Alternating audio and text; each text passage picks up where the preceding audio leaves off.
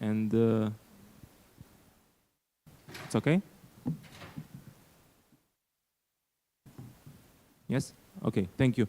So good morning, everyone, and thank you for being together with us today in this panel, Societal Resilience in Wartime, Preparing People in Europe for Defense, organized on the auspices of the Balkans and Black Sea Security Forum, organized by New Strategy Center, and this particular panel is organized in partnership with the Swedish Defence University.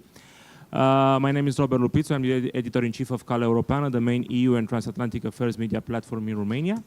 And it's my pleasure to moderate our panel. We are sorry for starting a bit late, but we are still having an ongoing panel with defense ministries just across the hall in the other hall. But thank you for being together with us, and thank you to all the speakers who are together with us on stage. I guess we have the first challenge to uncover, let's say, food for thought and take important aspects on how we are prepared to manage crisis and unfolding crisis in Europe in less than 40 minutes. So that's a pretty huge challenge. As we gather today here, we know that Europe continues to face one of its most profound security challenges since the end of the Cold War, the full-scale war of Russia against Ukraine. Has brought the concept of societal resilience to the forefront of our strategic thinking. Preparing our societies, not just our armed forces, for defense is no longer a theoretical exercise, but a necessary, urgent priority. We've seen that the EU is making its moves in the last months in this field with the report on preparedness and readiness of the EU that was conceived by former Finnish President Sauli Niinisto, that also served as a basis for EU preparedness union strategy to prevent and react to emerging threats and crises. This panel brings together a distinguished group of experts from across Europe. Please join me in welcoming in this panel, first of all, Mr. Brigadier General Marius, head of the Directorate General for Civil Protection Department for Emergency Situations, Romania. Thank you for being with us. Very good morning. Mr. Lars HEDSTRÖM, Director of the Strategic Implications and Innovation Center within the Swedish Defence University, which is our partner today. Thank you for being with us. Thank you. Mrs. Olga REZNIKOVA, researcher at the National Institute for Strategic Studies in Ukraine. Thank you for being with us. Thank you. Mrs. Cordelia BUCHANAN, research fellow at the Finnish Institute of International Affairs, Finland. Thank you for being with us. And last but not least, Lieutenant General Tomasz PIOTROWSKI, former operational commander of the Polish Armed Forces in Poland. Thank you very much. Good morning. Thank you very much. We will have 5 minutes each intervention by each speaker, and then we will move for questions from the audience. And I would want to start with our colleagues first from Sweden and Finland, because we know that the first, the main happy and positive consequence of the undesired and unnecessary war that Russia caused in Ukraine was Finland and Sweden joining NATO. It was the first strategic geopolitical consequence that happened. And we know that both Finland and Sweden have a tradition and a pioneering in preparedness in crisis. So I want to ask both of you, Mr. HEDSTRÖM and Mrs. PONCZEK, we have recently looked up to the Nordic total defense model as something desirable to be implemented in other European member countries and also allied NATO countries. How do we get there? Please, Mr. HEDSTRÖM. Do you want me to start? Okay, thank you so much to New Strategy Center and the cooperation here. I'm very glad to be here, a fantastic conference. Societal resilience and preparing people for war. Yes, we are in the middle of it, and we have had that. Total defense in Sweden is a sort of an old construct after the Second World War. It means that everyone, every government agency, private companies, the public, preparing for war. That's the total defense. And we had that up to late 90s, When I was the deputy director for government agency in Sweden in the beginning of 2000, everything was washed out. It was another time era, another sort of security policy. After 2008 in Georgia and 2014 Crimea, the government decided to re-establish the total defense again. So we are still in the middle of, re-establishing the total defense. But I would say, concerning the topic, and I must also say that we are very close to Finland when it comes to it. We have adopted so many things from Finland, and both military and civilian, we work closely together, even if we now are a partner or member state in NATO. And thanks to the former president in Finland, he started to talk about Finnish and Swedish NATO membership. So thanks to President Niinistö, we are in. To adopt, I must say that is, if you live close to your neighbor, I mean, some of us all do, then it's obvious. People in Sweden understands the threat. I mean, it's from historical reasons. Even if we haven't been in a war for 200 years, we understand the threat. And everything we had in total defense and we have now is sort of directed to that threat. And the Nordic Baltic, so to say, perspective. And military, of course, and the quote from the defense minister is that two things is important. We need to increase our defense budget and all support we can give to Ukraine. And when it comes to preparing people, I can say that all levels are involved, included for the moment. I do myself a lot of civil defense training on regional and local level. And I think actually that the regional level is a key to success. We have a lot of lessons learned from Ukraine. And I interpret, we have our planning going from two things actually. Go from peace to war in 1 week. We know from Ukraine that we need perhaps to be even faster. We have endurance for 3 months in the political decisions. We know now that we need to have endurance for 3 years. And that means something for the civil defense and also for the public. And that's why I go to the most important thing I see is the regional level, a strong regional level. Because if you look at Ukraine, I'm talking about that, I'm sorry. But I mean, you have occupied areas, regions, you have areas full war and military actions, and you have areas that life is rather normal. And that's a sign to people that we will survive as a state.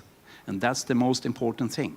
Things works in Kyiv, things works in Lviv, education, social care, speed tickets, even speed tickets.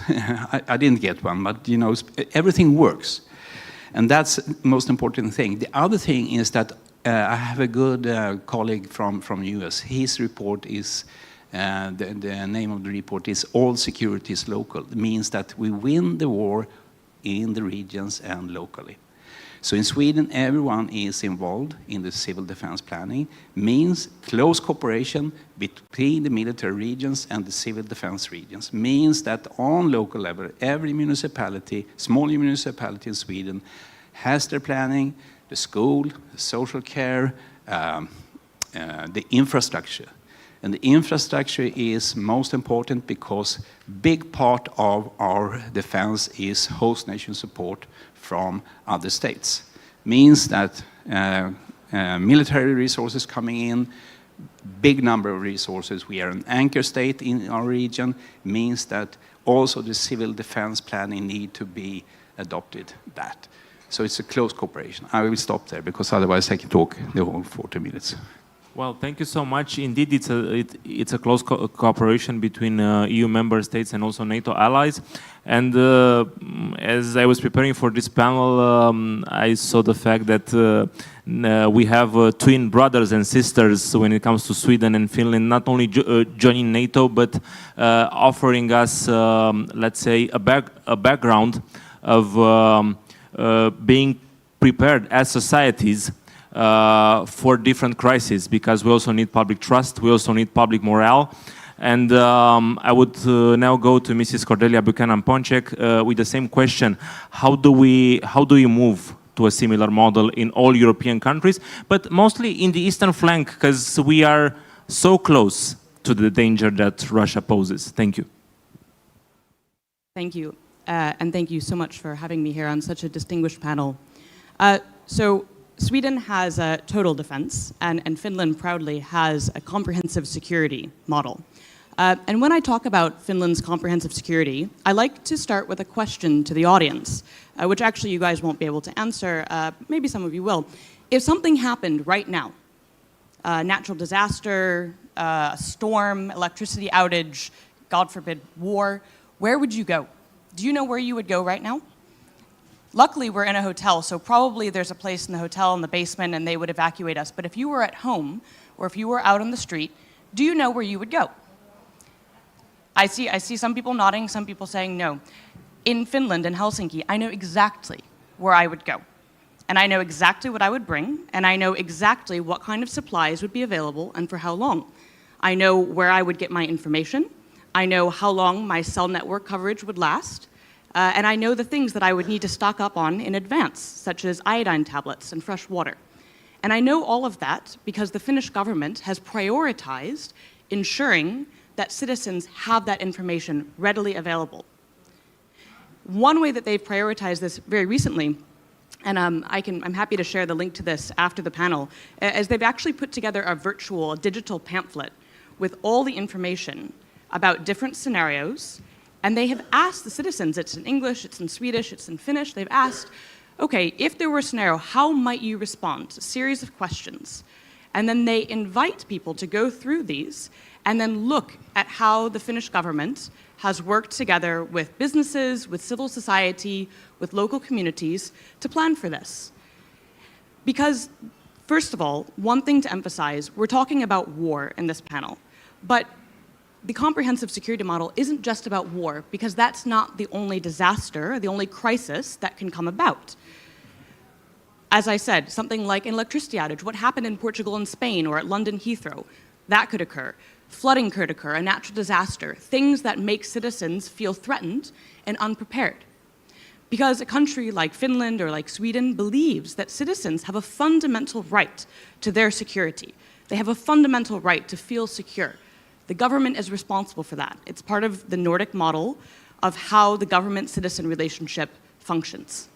And that's really important because I think Lars mentioned this too, that one of the big things that underpins this is trust between the government and society. So I think returning to answering the question of, for the eastern flank or for Romania or for the Black Sea region, building that trust is really fundamental as a starting point. Building that trust is partly rule of law, it's partly bringing down corruption mechanisms, it's partly communication, it's giving people this information in advance, it's government agencies staying within their competency. But I think one of the really interesting things about the comprehensive security model is that it's not based on an administrative side, but rather on a needs-based. So Finland and Sweden, I believe as well, they work very closely with the local populations, with businesses to identify what might the needs be. They do this through focus groups, through security cafes, through town halls, through special training. And through that, they identify, okay, what are bottlenecks that we might find? What happens if the grid goes out? How long can we last? Where might society be vulnerable to disinformation? They learn those things, and then based on what they've learned, they bring that into the model and they update it. And this is really important because it's a feedback mechanism. And so then another piece of advice that I would give to this region, if you're working to build up societal resilience, is going to the local populations, going to the private side and asking, okay, what are places where we are vulnerable? What do you see? And then the government really responding to that actively. And then I think the other aspect that I've touched less on is the military aspect. But I would just say there, and I think perhaps my other colleagues will speak more to this, but it's understanding the role of the military in society, and then this very gentle level of escalation. So you're starting at the domestic level, working bilaterally working then at a regional level, if it's the Baltic Sea, if it's the Black Sea, the European Union, or NATO, and then gradually going up that ramp so that society can see that the response is proportionate. So I think that there's a lot to be learned, but the starting point, I would say, is building up that level of trust and then seeing what the local populations have to say about where they feel vulnerable.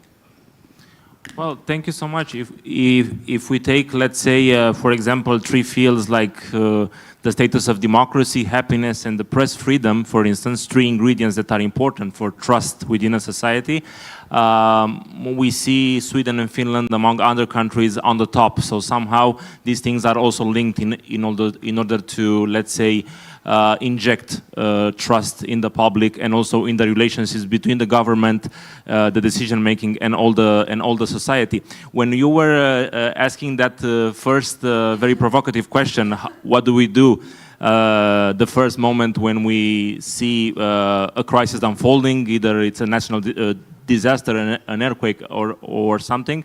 Mr. General DOGEANU, head of the Directorate General for Civil Protection at the Department for Emergency Situation, was showing me the app that we know that the department has in things like this, and probably he will want to add something on this. But also, while adding on this, I have one question for you also, General. Based on Romania's experience in managing crisis and emergency, we know that we helped a lot of our European fellow member countries of the EU with situations when they had floods, when they had the fires, and so on. What are the key lessons from the Ukrainian conflict, now moving also to this, in terms of civilian protection and societal resilience that we learned and that we are able to apply if is needed? Thank you. Please. Thank you very much, and more than happy to be together with you today. Actually, I will, before starting into the substance to the question you asked me, I will continue the exercise that Cordelia started and asking you how many of you have a smartphone in this room.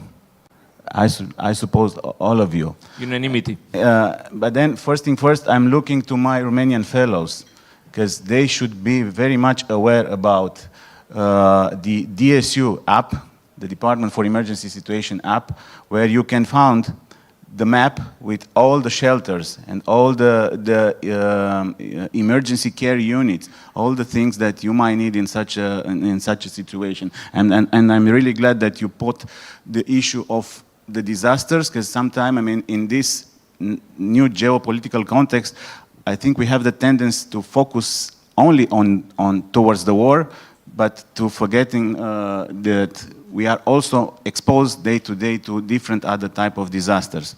So we have DSU app and the portal Fii pregătit, be prepared, where you can find a lot of information how to do before, during, and after an emergency. You don't have to register; you just have to access. It's true, and now I'm also taking with me out of this session to do something in conjunction with the embassies in the country and the Ministry of Foreign Affairs to send SMS messages to those that are coming to Romania to make them aware what we are having here, so they should be prepared also. More than that, if there is an emergency, we have the raw alert system that it's automatically broadcasting in your phones information, details, what to do, and we are doing in this area in Bucharest, both, I mean, in all the country, both Romanian and English, and in some region of the country where we have some minority, even in the local minority language. Coming back to your question, what we are taking from war experience in Ukraine.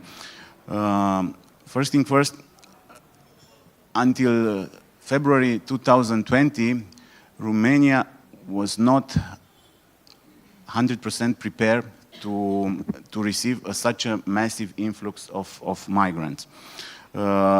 The things we used to have, they were very small, very manageable. And suddenly we faced 20,000+ people knocking on our borders.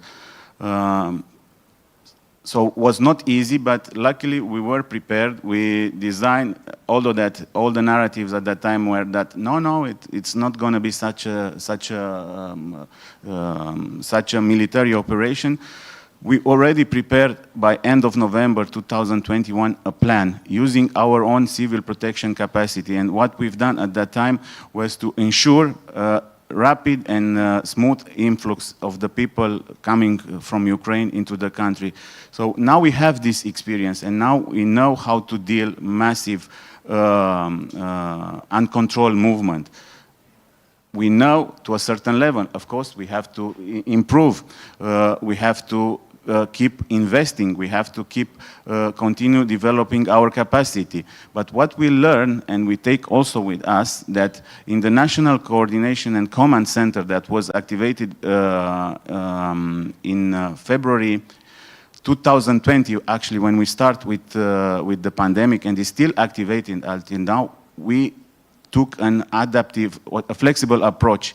During the pandemic, we create a medical section. When the war in Ukraine started, we create a section dealing with civil society. So we involved at that time, since February 2022, NGOs, private sector, recognizing that only the authorities cannot deal with such a complex situation.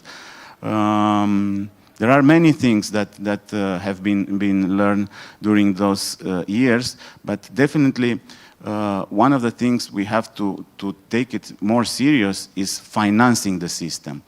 We are talking those days that we have to invest more in the defense. For our perspective, from the Department for Emergency Situation, from Civil Protection, it has to be from Ministry of Interior, it has to be a package. It cannot work only defense. It has to be also authorities dealing with emergency, civil society. So we have to invest in both ways, preparing citizens, making them to understand, because there is a difference in making them understanding and obeying and following the rules that we are preparing. So here it's definitely a way to a place that we have to work harder, convincing the local population that the advices that the authorities are giving are the right one. Disinformation was also, again, another issue that we faced starting with the pandemic. So there are several areas where we have to continue to work. But we are more than happy to look to our friends from Nordic country, we are having together with them a joint cooperation, Nordic country, Romania and US, and we are exchanging best practices, and then we are having at the EU level the cooperation inside the civil protection mechanism. And now the tool is there, the Union Preparedness Strategy. We have to work and implement all the measures there. Thank you very much. Thank you very much, Mr. General DOGEANU, for your perspective.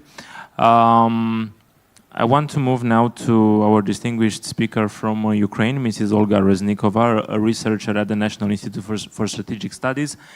I think the whole of the world admires your country.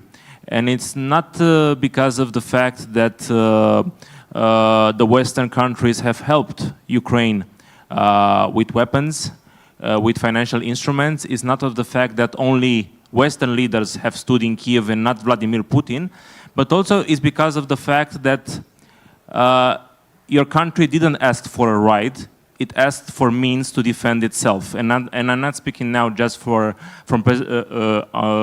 the idea of what President Zelensky said, but what he embodied for the Ukrainian people. And we all want to know what have been the most effective mechanisms to maintain public morale and civil resistance in wartime in Ukraine, and what should European nations learn from Ukraine's model? Thank you. Thank you so much. It's a privilege for me to share with you lessons on societal resilience learned from Ukraine's experience gained in various crises, including full-scale Russia's invasion. Since we are not a member, neither NATO nor the EU, our societal resilience is based on our in our own sources. That's why our experience is so important and worth studying. Since we have a limited time, I just want to draw your attention on just a few important things which are important for better understanding the essence of societal resilience. And again, answering the questions, for example, Cordelia's question, I would like to answer that definitely I know answers for this question, because this is not a theory for me. This is a part of my real life. And I can add another one question. And what should you do when your telephone don't work? And because you have no connection in the country, or you can't recharge your telephone because of blackout. And I know what to do. And do you know what to do? Because absence of connection is maybe one of the worst consequences of the war. Connections between people, connections between your relatives, and absence of important information. This is terrible, believe me. So let's start with such important question as the difference between preparedness and readiness for crisis, to crisis response. We heard a lot of important issues of preparedness today. Maybe the key question for preparedness is, what should people do in crisis?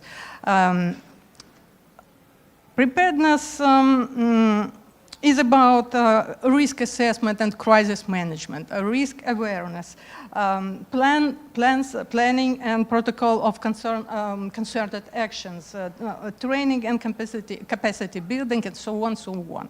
And it's very good that EU has a new preparedness union strategy, but do you really believe that people will be ready to respond to a crisis effectively just because they have this perfect strategy or even action plan? I don't know. I think this leads us to a question: why should people do like this? And this is about societal readiness. Usually it is based on societal preparedness, but has a deeper roots. People can be aware of possible crisis, getting the information from books, movies, stories, as some people. But it does not mean that they are really ready to change their lifestyle in accordance with new crisis circumstances, provide assistance to government bodies, and support fellow citizens. So this brings us to important question for societal resilience, such as societal cohesion and union, civic identity and patriotism, motivation of the population, developed connection between different social groups, especially in states, civil society, and the business triangle. In our case, all this is present and based on our historical background, our national culture, and definitely on trust in the public trust in our authorities. Their behavior in crisis is very important. And I wouldn't affirm that our state was fully prepared for Russia's full-scale invasion. But our society was ready to defend our state from external aggression and adapt quickly to new reality, to new conditions of life. From my personal experience of the first days of the war, If you are a civilian, not a soldier with combat experience, first explosions will shock you, definitely, for sure, believe me. And this changes your life in a moment. And what does preparedness and readiness means in this situation? Proactive and responsible civic behavior results in less panic in a society. In our case, this originated from a developed resilience culture. What else is important? Maybe you heard about the phenomenon of self-organization, self-management, and self-help.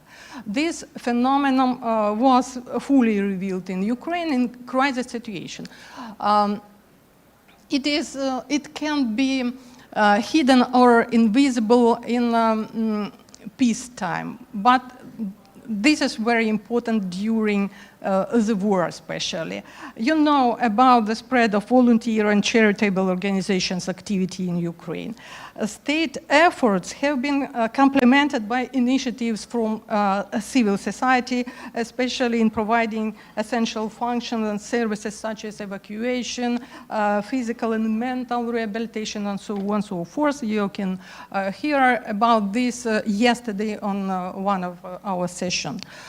What else is important for societal resilience? If we can conclude, Mrs. Reznikova, if we can conclude. Conclude? Yeah. Oh. I have a lot of... I see you have one more page, so I guess... I have Thank you. a lot of interesting information. You can ask me during a break.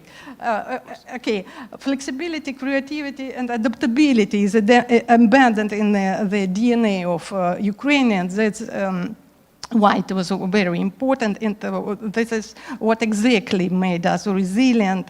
We have a dramatic history of Ukraine full of crises we learned on our own experience. And I would like to conclude my speech with a note that societal resilience is very important to survive and address the crisis and the war at the first days and at an early stage. But it is definitely not enough to win a war, especially if you are fighting aggressor with much greater economic, military, human potential as Ukraine fighting now. So ongoing Russian war in Ukraine is the very unprecedented threat with a cascading effects for the whole of Europe, requiring joint response from all European countries. So, thank you for. Well, thank you very much. We had some insightful ideas that you mentioned. I was also looking on the counter, and it seems like it is also crisis prepared, because the counter was used to be green, now it's orange, and probably it will get red in a few minutes. But we will have time from some questions. Before moving to questions, one from the audience, one last intervention and question for Mr. Lieutenant General PIOTROWSKI. We know Poland's role on the eastern flank of NATO and its substantial efforts to increase defense capabilities. But one issue when it comes to preparedness also moves on the military, let's say, side, not also on the civilian side. And I want to ask you, how do you foresee a future where some form of conscription, of military conscription, becomes necessary in Europe? And what are the implications of such a shift, please? First of all, thank you very much for the invitation. It is a big honor and privilege to be here, especially among such distinguished panelists. I probably have the hardest job in this panel because in 3 minutes it is really hard to add something clever and smart after the perspective of Romanian application and development of security instruments, after some insights from the perspective of Swedish total defense concept, as well as comprehensive defense, Finnish approach. Frankly speaking, as a Polish general, I really admire Nordic pragmatism and approach to that I strongly recommended many times to our decision makers. Please Finlandize our approach to the resilience of the society and how Poles should behave.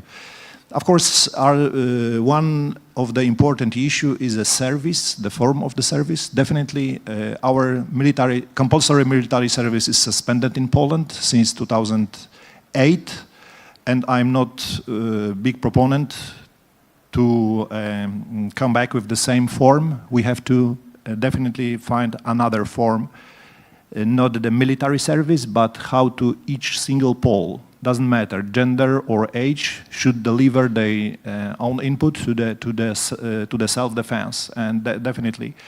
But the resilience of society starts in a strong leadership, strong and credible leadership, definitely. And this is a huge challenge for our leaders. Find appropriate way, appropriate tools, appropriate measures to convince our society, because our challenge now, very frankly speaking, is to move out our majority of our society from the comfort zone.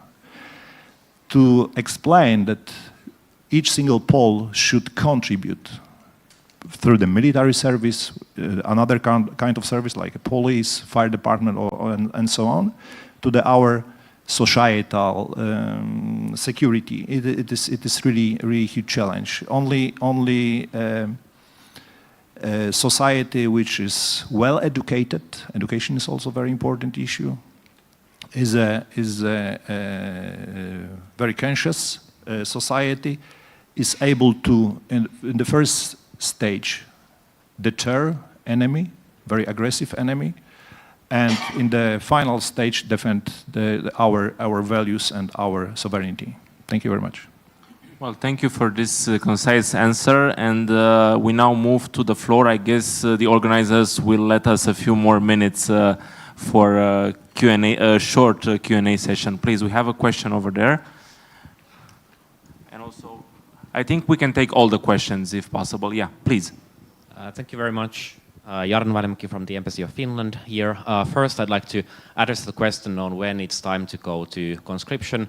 For Finland, the answer is when has it not been. We have had compulsory military service. We never suspended it. And I think this is part of also on the question, what do you know if crisis, do you know when crisis comes, what you do? We also received a letter in 2014. The military told us, all the reservists, what their role would be if there was a military crisis, and we now have a new online platform where we can also check what our role would be in a military crisis, which is quite good in a societal way as well. And I think another thing that makes that useful for Finland is that across the society, people know the role of military, and we know the role of defense. And then we also have in the defense people who have civilian, in reserve they have civilian experience in different fields. And we have, for example, in national defense courses, also bishops, principals, so education sector, church are part of it. So as Ms. PONCZEK said, it's very much a whole of society issue. A question I would like to ask is, outside of actual military confrontation or war or invasion, what would you see as potential threats to resilience in the respective countries, and how can we protect them? Are there lessons that we can learn to protect resilience in the face of different threats? Thank you. To whom do you address the question? To everyone, but I would be especially interested in Mr. HEDSTRÖM and Ms. PONCZEK from Nordic perspective, your perspective on Nordic countries. Okay, thank you. Now let's move to the other two questions, please. Lieutenant Colonel Sebastian Erbe, the German Defense Attaché in Bucharest. Conscription is also my topic. The question for the Romanian representative is, would you consider conscription? just a sideline, Germany has realized that without a compulsory or voluntary service, we are not able to resource our German armed forces. So for now, our government decided we keep it now as a voluntary service. We picked the Swedish system, and we now write to every 18-year-old male whether they could imagine to serve for the armed forces, and it's compulsory for those young men to answer that letter. That's for now the compulsory bit. But given the fact that in the northern countries it's quite common to have that military service, also a functioning reserve, and here at the Black Sea area it's not the vast majority of the population who is in favor of such a system. How would you look into the future concerning that topic? Let's answer first these two questions, because we have one question there and one over here, and we'll take the last two parts of the question after the answers. Mrs.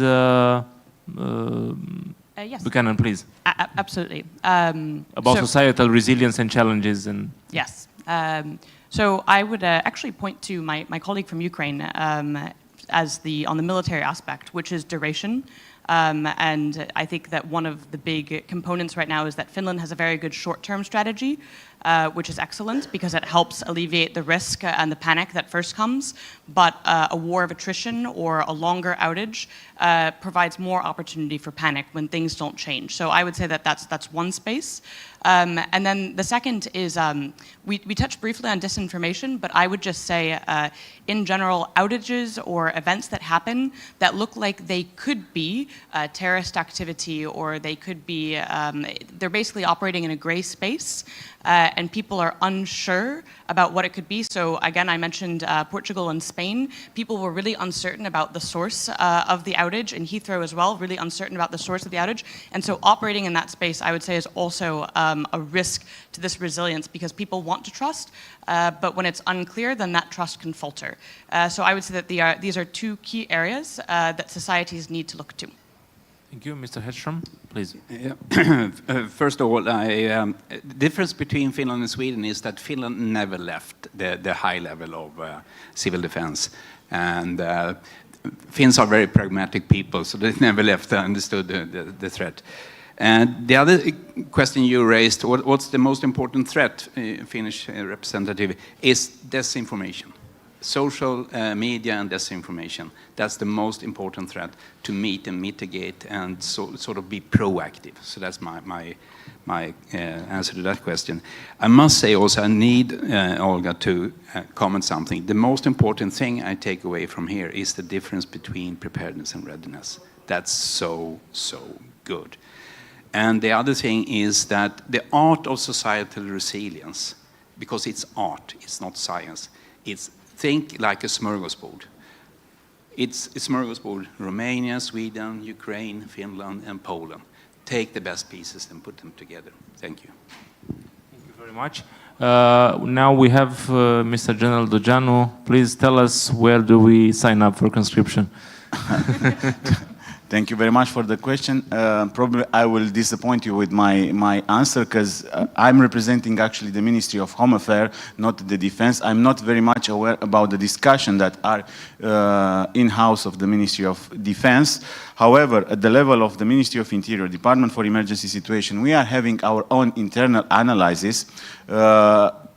It's not only to have conscript. I can tell you that we are facing difficulties in employing younger generation in the field of emergency nowadays. So till the moment to reach the conscription phase, it's still a long debate. Actually, what we are doing now, it's to try to get an impulse to the voluntarism. We really want to convince the civil society, to convince the Romanian citizen to be part of the system. The implication of civil society at this moment for us is more crucial than moving to the conscript system. Probably into the future we might end up with a kind of hybrid system, as General PIOTROWSKI from Poland mentioned. So it will be a kind of mix or combination, but for the moment it's not 100% on our radar. We are more focused on increasing the volunteer aspect of the cooperation, which is also very weak and poor in Romania. Thank you. Thank you. Two last questions, but very short. One over there and one over there, and then we will end the panel. Thank you. Guineria, Baltic Defense College. Very short question about measuring the societal resilience, because I have seen in many national security strategies that the goal is to boost societal resilience, but I haven't seen much about how we measure if we are successful in this or not. So if anybody has a good example of how to measure it, or at least what are the best indicators of the societal resilience. Thank you. Thank you. And one last question over here.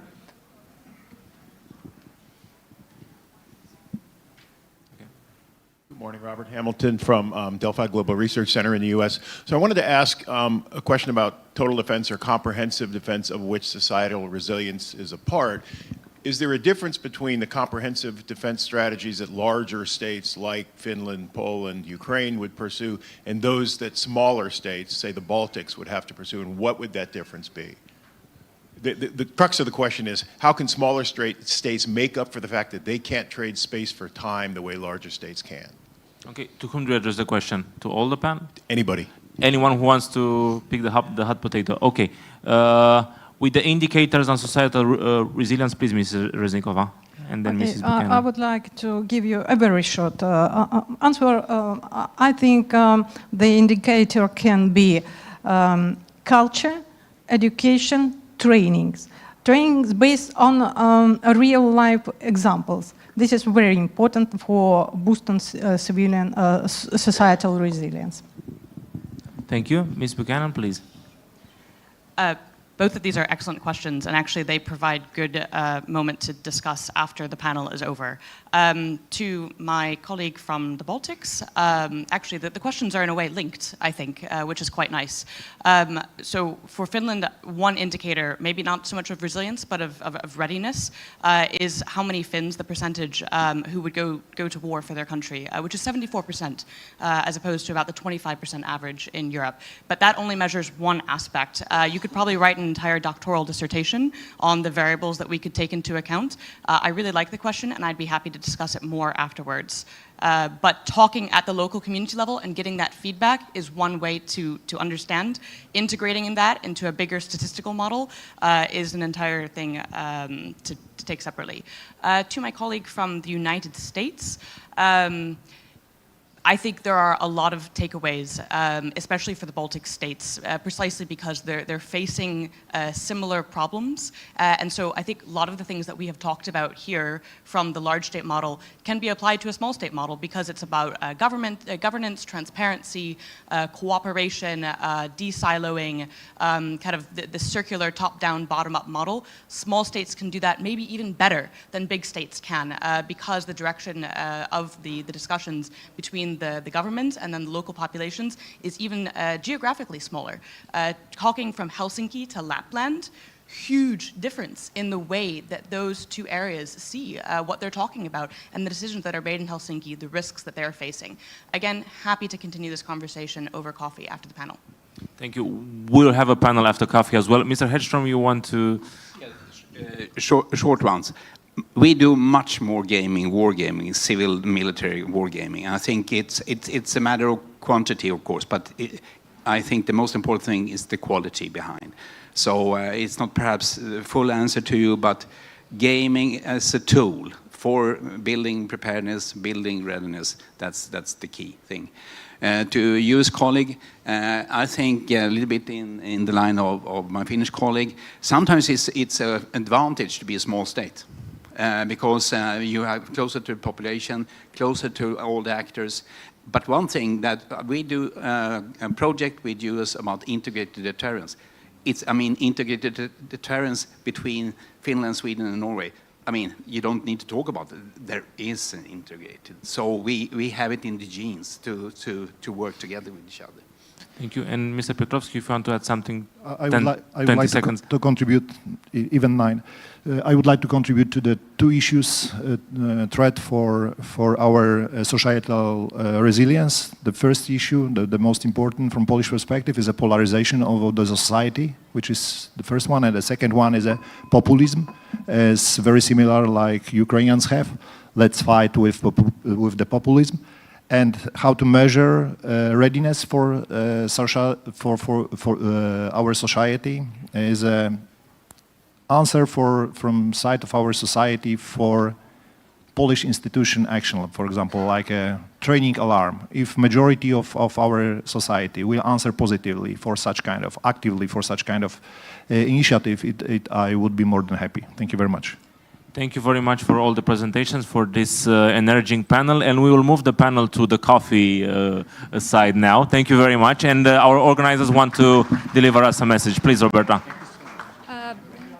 Hello, good morning. I have one little kind of announcement to make about a topic that is very interesting for me and is really related to this panel.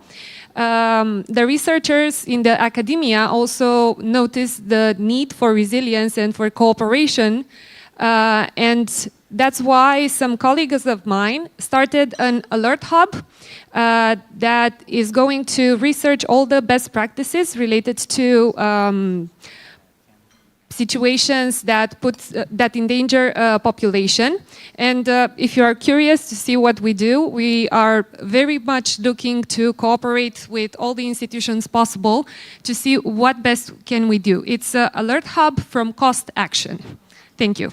Thank you, Roberta. Thank you very much.